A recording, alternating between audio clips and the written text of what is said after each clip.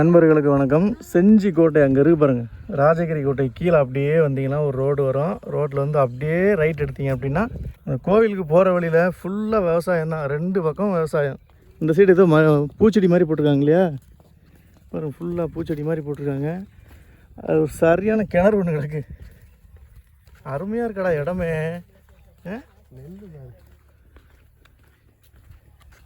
சூப்பராக இருக்குது. ஃபுல்லாக நெல்லு தான். இல்லை எல்லாம் கிணத்து பாசனம் தான் போல். இந்த கோட்டை வேலி எப்படி இருக்குன்னா இந்த எல்லா பானையும் ஜாயின் பண்ணி தான் இந்த கோட்டை. ஆமாம், அதான் 15 கிலோமீட்டர் என்னமோ சொன்னாங்க. இந்த கோவில் வந்து ரொம்ப சிறப்பானதாமே. 1000 தூண் இருந்துச்சா அந்த கோவிலில். 1000 தூணில் இப்போ 800 தூண் என்னமோ தான் இருக்குதான். உள்ளே போய் பார்க்கலாம் எப்படி இருக்குன்ட்டு. எப்படி ஒரு 25 அடி இருக்குமா மதிச்சவரே?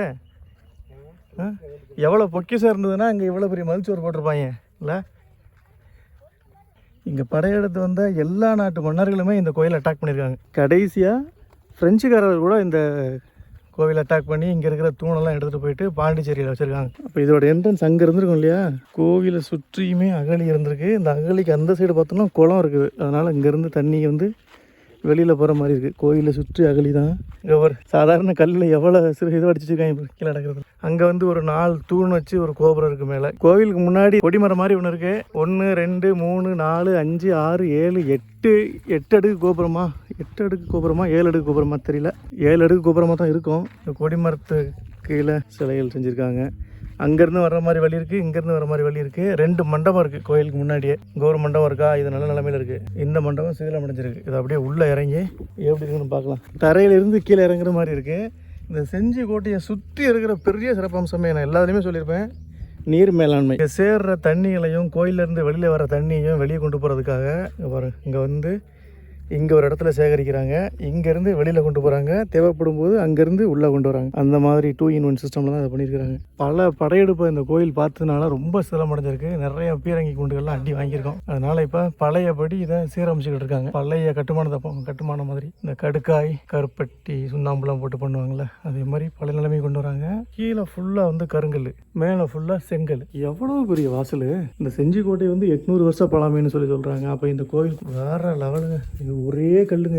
இது ஒரே கல். உள்ளே இருக்கிற தூணுலாம் பக்கத்தில் இருக்கிற ஒரு ஊரில் தான் கொண்டு வந்திருக்காங்க. நான் அது என்ன தூணுன்னு சொல்கிறேன். இங்கே ஒரு சிலை இருக்குது. இவங்க சிலையை வந்து நீங்கள் பார்த்தீங்கன்னா ஒரு கொடி மாதிரி போகுது பாருங்கள். ஒரு கொடி மாதிரி போய் அதில் சிலைகள் வச்சுருக்காங்க.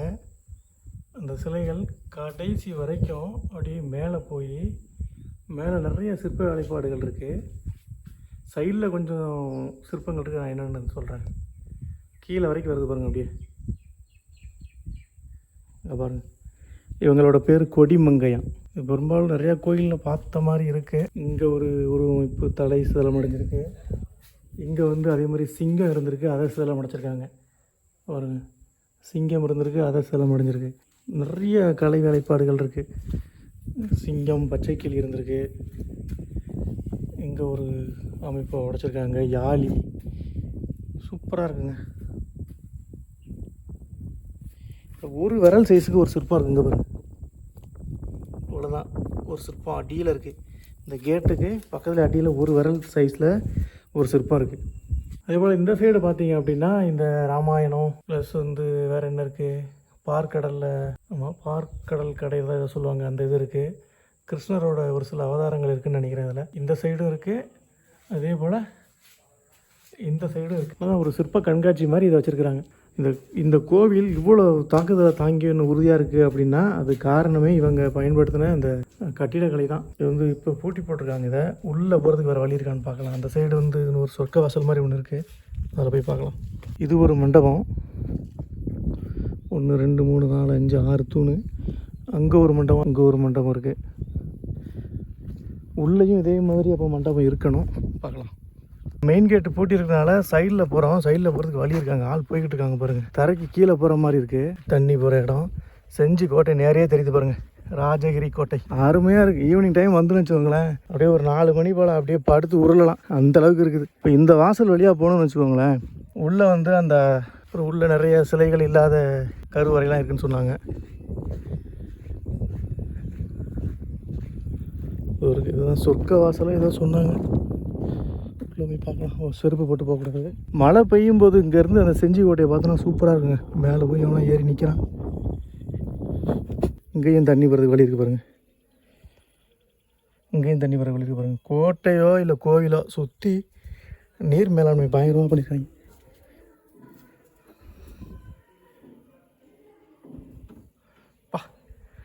பாருங்க,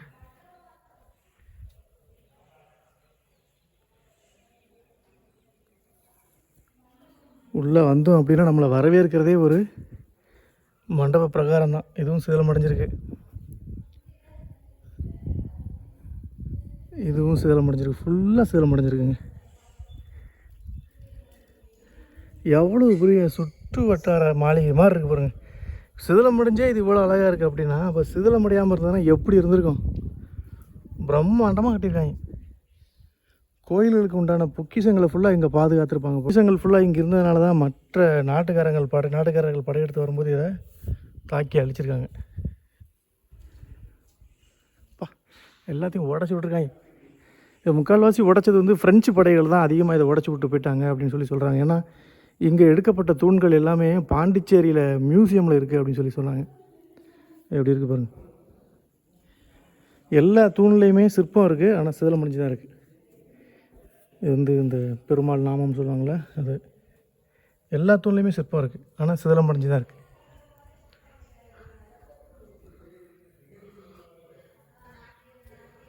ஆயிரம் தூண்கள் இது இருந்திருக்கு.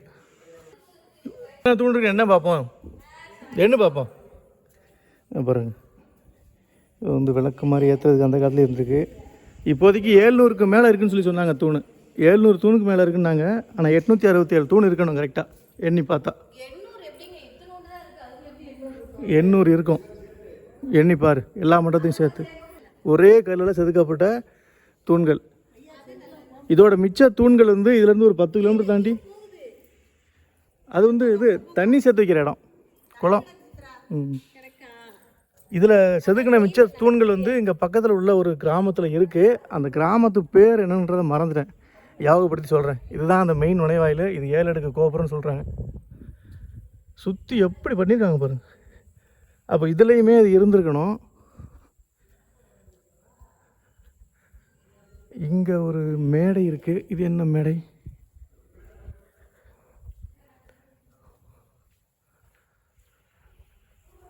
இது என்ன மேடைன்னு தெரியல. இது சுற்று வட்டாரம். இங்கெல்லாம் பாதுகாவலர் இருந்தாங்களா இல்லை பக்தர்கள் இருந்தாங்கன்னா தங்குறதுக்கு உண்டான இடமான்னு தெரியல.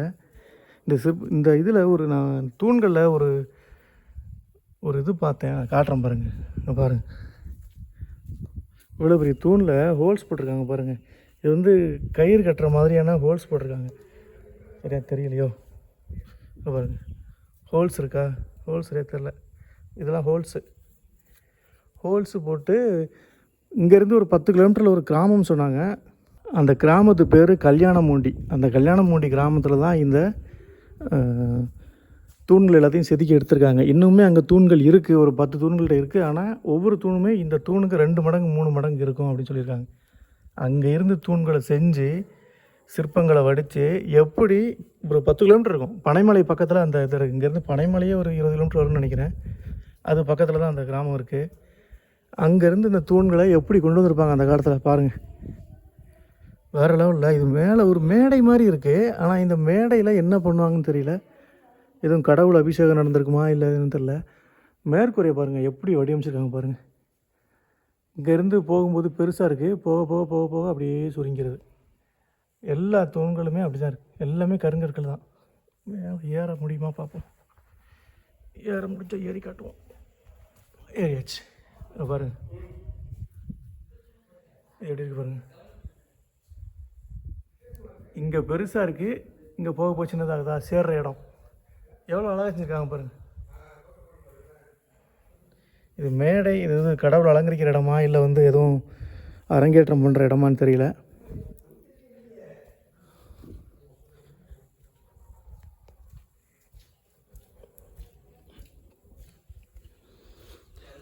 இது வந்து சின்ன தூண் அப்படின்னா இது வந்து ஒரு 40 அடி தூண்னு வச்சுக்கோங்களேன். உள்ளே போக போக இன்னும் தூண்கள் இருக்குன்னு சொன்னாங்க. அங்கேருந்து செதுக்கி எடுத்து வர்றதுக்காக அதை ஹோல்ஸ் போட்டுக்கலாம் இருக்கலாம். ஆனால் நிறையா இருக்கும். ஹோல்ஸ் வேறு. இது அது என்ன தெரியல, டிசைன் மாதிரி இருக்குது. ஆனால் எல்லாத்துலேயுமே வந்து அடிச்சிருக்காங்க, எல்லா தூண்லேயுமே சிலை அடிச்சிருக்காங்க. இப்போ உள்ளே போகலாம். இப்போ அந்த எது இல்லை இல்லை, இது வந்து ஒரு கோபுரம் மாதிரி இருந்திருக்கும். ஆமாம், இது வந்து ஒரு கோபுரம் மாதிரி இருந்திருக்கும், அதை உடச்சிருக்காங்க. அங்கேயே இருந்திருக்கும். ஆமாம், வர்றோம் போகிறோம் ஃபுல்லாக கோயில் மேலே தாக்குதல் நடத்தினா அப்புறம் கோயில் எப்படி தாங்கும்? அதுதான் ரொம்ப சேதம் அடைஞ்சிருச்சு. ஆமாம், மேலே கோபுரத்துக்கு போகிறதுக்கு வழி இது. இது வந்து மேல் கோபுரத்துக்கு போகிறதுக்கு வழி. இப்போ உள்ளே போனோம் அப்படின்னா உள்ளே இங்கே ஒரு குளம் இருக்கும். இந்த குளத்தில் தண்ணி வந்து தேன் மாதிரி இருக்குமா அந்த காலத்தில். இந்த கோயிலை பற்றி படிக்க படிக்க அவ்வளோ விஷயங்கள் இருந்தது. உள்ளே வந்த உடனே எல்லாம் மறந்து போச்சு, அவ்வளோ பிரம்மாண்டமாக இருக்குது. ஒரு குமுதானே எவனோ எழுதி வச்சுட்டு போயிருக்கான். நல்லா வருவீங்கடா. இந்த குளத்தில் இருந்து தண்ணியில் வெளியேற்றுறது, உள்ளே கொண்டு வரது எல்லாம் பண்ணியிருக்காங்க. எல்லாம் வந்து வெயில் தங்காமல் படுத்துருச்சு. அப்படியே உள்ளே வந்தோம் அப்படின்னா ஆக்சுவலாக இந்த கோயிலில் வந்து சிலை இப்போ எங்கே இருக்குது அப்படின்னா பாண்டிச்சேரி மியூசியம்லேயே எங்கேயும் இருக்குது, இங்கே கிடையாது. உள்ளே வந்தோம் அப்படின்னா இங்கே ஒரு மேடை இருக்குது. அப்படியே பார்த்தோம் அப்படின்னா நேரையே வந்து சாமி சன்னதி, இங்கே ஒரு மேடை. இது என்ன மேடைன்னு சரியாக தெரியல, 2 மேடை இருக்குது. இங்கே நேரையே பார்த்தோம் அப்படின்னா சாமி சன்னதி தெரியுது. இங்கே உள்ளது வந்து இங்கே உள்ள மூலவர் கிடையாது, இங்கே உள்ள மூலவர் கிடையாது. டெம்பரரியாக தான் வச்சுருக்காங்க இப்போ கொஞ்சம் காலங்களுக்கு முன்னாடி. இங்கே என்ன இருக்குது?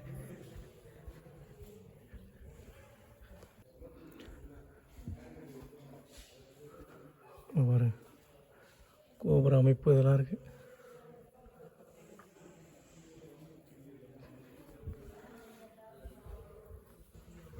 இந்த தூண்கள் வந்து நீங்கள் இங்கே இன்னொன்று பார்த்தீங்கன்னு வச்சுக்கோங்களேன், எல்லாமே ஒரே நேர்கோளில் தெரியும்.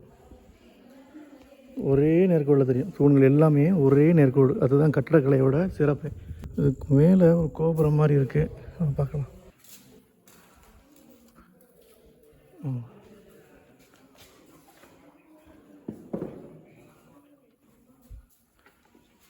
இவ்வளோ சிற்பங்கள் இருக்குது. அப்படியே நேரையே உள்ளே போகும். உள்ளே போகணுன்னா உள்ளே இருக்கிற ஒரு 2 துவாரக பாலர்களாக இங்கே பாருங்கள், தமிழ் கல்வெட்டு இருக்குது பாருங்கள்,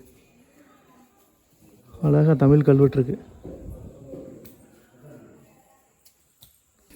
இங்கெல்லாம் கிடையாது. பாருங்க, கதவு இருந்ததுக்கான சான்று. 2 கதவு இருந்திருக்கு, கதவு இருந்ததுக்கான சான்று இருக்குது. இங்கே வந்து ஏதோ என்ன இது ஓப்பனாக இருக்குது. ஓ, மேலே ஒரு கோபுரம் இருக்குது போலியா? இப்போ இது 3 அடுக்கு கோபுரமாக இருக்கும். இப்போ அது 7 அடுக்குன்னா இது 3 அடுக்காக இருக்கும். இங்கே வந்து அந்த 2 துவாரக பாலர்கள் சொல்கிறாங்கல்ல, இவங்க வந்து இங்கே உள்ளவங்களே கிடையாது. 3 அடுக்கு கோபுரம், 1 2 3, இது 3 அடுக்கு கோபுரம் இருக்குது. இந்த துவாரக பாலர்கள் வந்து செஞ்சியோட பழைய நிறைய இடிபாடுகள் வந்து வெளியில் அகற்றும் போது அதுலேருந்து எடுத்துக்கொண்டு இங்கே வச்சுருக்காங்க. இங்கே உள்ள மூலவரையுமே இப்போ தான் புதுசாக வச்சுருக்காங்க. இங்கே உள்ள மூலவர் வந்து நான் ஆல்ரெடி சொன்னல பாண்டிச்சேரியிலே எங்கேயோ ஒரு இடத்துல இருக்குது அப்படின்ட்டு. அந்த 3 அடுக்கு கோபுரத்துக்கு கீழே இங்கே ஒரு மண்டபம் இருக்குது. இங்கே போனோன்னா ஒரு அமைப்பு இருக்குது, அது இன்னும் போய் பார்க்கலாம். அங்கேயும் ஏதோ அடைச்சி வச்சுருக்காங்க. இங்கேயும் ஏதோ சுரங்க வாசல் மாதிரி இருக்குங்க. தண்ணி வெளியேற்றுற இடம் போல். இது கிணறு போட்டு வச்சுருக்காங்க. இப்போ அப்படியே கோயிலுக்குள்ளே போகலாம். இங்கே ஒரு மண்டபம் இருக்குது.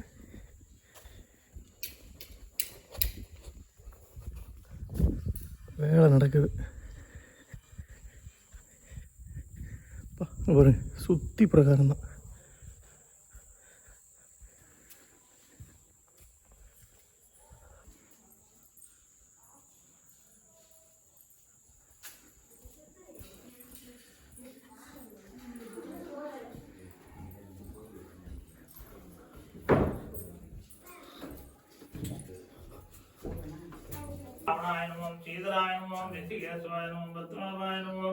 ஸ்ரீதேவி பூமி தேவி பெருமாள் வெங்கட்ராமனுடைய பாதம் சேவிச்சிங்க. இப்போ இந்த கோவிலை சுற்றி பிரகாரங்கள் இருக்குது. அது ஒரு காம்பவுண்ட் சுவர், இது ஒரு கோட்டை சுவர், அது ஒரு கோட்டை சுவர்னா இது ஒரு கோட்டை சுவராக தான் இருந்திருக்கும். அது வந்து இடிச்சிருக்காங்க, தாக்குதலுக்குள்ளாக இருக்குது. கோவிலை சுற்றி உட்பிரகாரத்தை பாருங்கள் எப்படி இருக்குன்ட்டு பாருங்கள். இது வந்து ஆஞ்சநேயர் உட்பிரகாரத்தை பாருங்கள். உட்பிரகாரம் ஒன்றுக்குள்ளேயும் ஒவ்வொரு ரூம் மாதிரி அமைப்பு கொடுத்துருக்காங்க பாருங்கள். பாரு, ஆனால் எதுலேயுமே சிலைகள் கிடையாது. உள்ளே போனோம்னா ஒன்று நிறையா போகும் போலையே. செதுக்கல, அது கருவறை மாதிரி அமைப்பு, ஆனால் சிலைகள் கிடையாது. எல்லாமே திருடப்பட்டுட்டா இல்லை இசை தூண்களா? இல்லை ஒரே மாதிரி வெறும் விளக்கு மட்டும் போட்டு வச்சுருக்காங்க பாருங்கள். சுற்றி வந்து பிரகாரங்கள் இருக்குது, ஆனால் சிலைகள் கிடையாது. அதாவது கருவறை இருக்குது, விளக்கு மட்டும் ஏற்றி விட்ருக்காங்க. இதெல்லாம் சேதம் அடைஞ்சிருக்கு. இதில் ஒரு கோபுரம் வந்துருக்கணும், இது சேதம் அடைஞ்சிருக்கு. நம்ம அப்படியே சுற்றி வரலாம். பாப்பா உன் பேர் என்ன? ஓகே.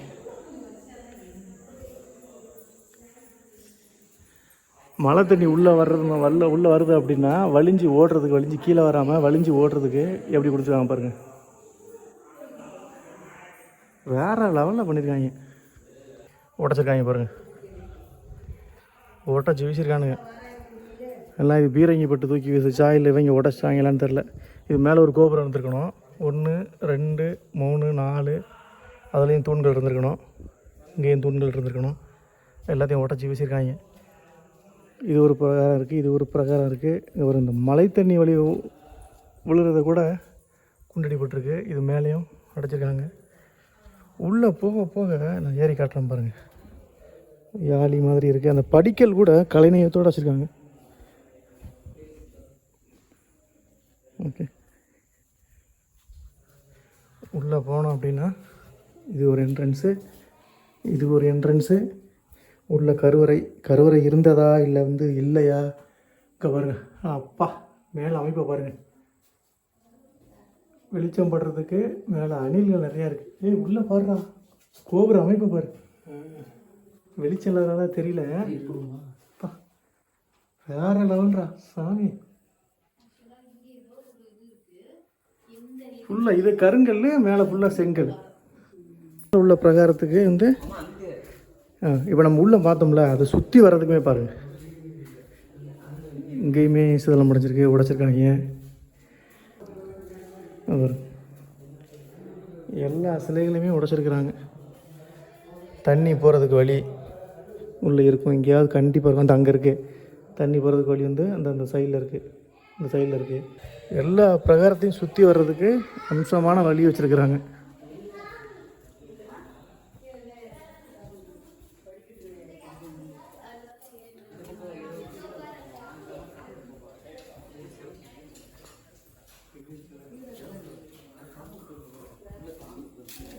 நான் முன்னாடியே சொன்ன மாதிரி தான், அங்கே ஒரு மதில் சுவர் 25 அடி இருக்கும், எப்படி அது இருக்குது. அதுக்கு உட்புற மதில் சுவர் இருந்திருக்கு. எல்லாத்தையும் அடித்து தும்சம் பண்ணியிருக்கானுங்க. தும்சம் பண்ணிட்டு உள்ள பொக்கிஷத்தை ஃபுல்லாக ஆட்டையை போட்டிருக்காங்க. பா, காலு சூடு பொத்துருதுடா. இங்கே ஒரு மண்டபம் இருக்குது. கால் இந்த கருங்கலுக்கு அதுக்கும் சூடு பிச்சு. அவ்வளோதான். பின்னாடி பார்த்தீங்கன்னா செஞ்சிமலை, அது வந்து ஆயுதங்கள் செய்கிற இடம்னு சொல்லி சொன்னாங்க. மன்னரோட செருப்பு செய்கிற இடம், லெதர் ஃபேக்ட்ரி மாதிரி அதை யூஸ் பண்ணாங்க அப்படின்னாங்க. மேலே உள்ளதை பிரம்மாண்டத்தின் உச்சமாக இருந்திருக்கும் இந்த கோவில். படையெடுத்து அழிச்சிருக்காங்க. இந்த மதில் சோறும் இதோட முடிஞ்சு இங்கிட்டு கட்டாயிருக்கு. இங்கிட்டு அந்த கீழே பேஸ்மெண்ட் இருக்குது, ஆனால் மதில் சோறுகள் இல்லை. அடித்து தும்சம் பண்ணி உடச்சி வீசியிருப்பாங்க போல். கருங்கல் இதனால சூடு தாங்க முடியல. ஓடுறா. கோயில் உள்ளே ஃபுல்லாக யானைகள் பாருங்கள். யானைகள் செம்மையாக வச்சுருக்காங்க. ஒரே கல்லில் பெரிய கல்லில் ஒரு மாதிரியான சிலையும், சின்ன கல் அதோட சப்போர்ட்டிங் இங்கே ஒன்று பண்ணியிருக்காங்க பாரு. இது பக்கத்தில் இன்னொரு கோவில் இருக்குது, அங்கே வந்து இதுதான் இசைத்தூண் இப்படி தான் இருக்கும். அது முடிஞ்சால் போய் பார்ப்போம். உள்ள சாமி சிலைக்கு அர்ச்சனை பண்ணும்போது வடிகிற தீர்த்த தண்ணி சேர்றதுக்கு இடத்த பாரு.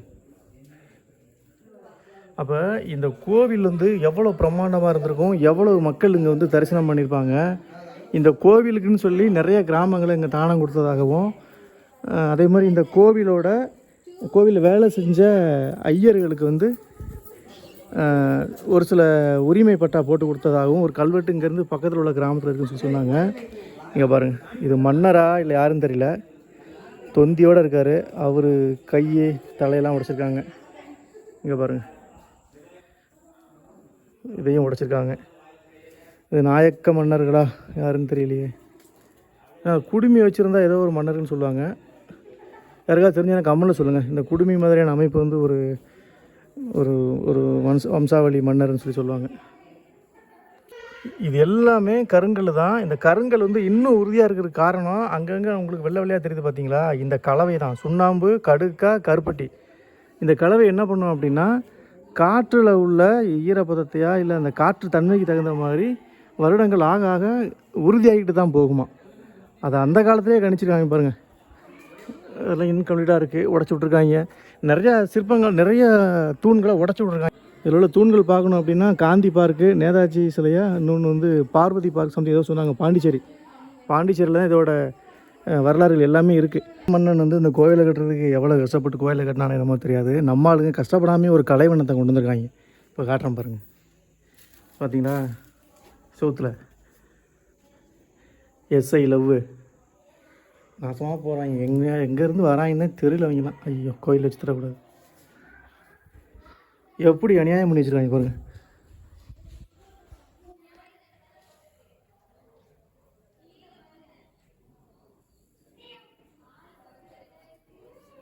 வெளியில் போகும்போது ஏதாவது இருக்கா பார்க்கலாம். என்ன போட்டிருக்காங்க? அங்கே ஒரு கல்வெட்டு இங்கேயே இருக்குது பாரு, கீழே.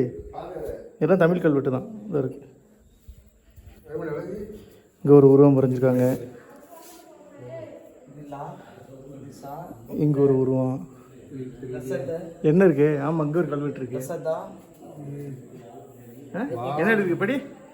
இல்லை, சாயங்காலம் டைம் வந்தீங்கன்னா இல்லை மழை பெய்கிற டைம் வந்தீங்கன்னா இங்கே நின்றுக்கிட்டு செஞ்சி கோட்டையை பார்க்குறதுக்கு சூப்பராக இருக்கும். அதுதான் ராஜகிரி கோட்டை. சுற்றி இருக்கிறது எல்லாமே வந்து அந்த ஆயுதங்கள் செஞ்சது, ஈட்டி, இல்லைன்னா அந்த ராஜாவுக்கு செருப்பு செஞ்ச இடம் கூட அங்கே இருக்குதுன்னு ஒன்று சொன்னாங்க. அது என்னென்னு தெரியல. இப்போ அப்படியே இதை பார்த்தாச்சு. இது அப்படியே வெளில போகலாம்.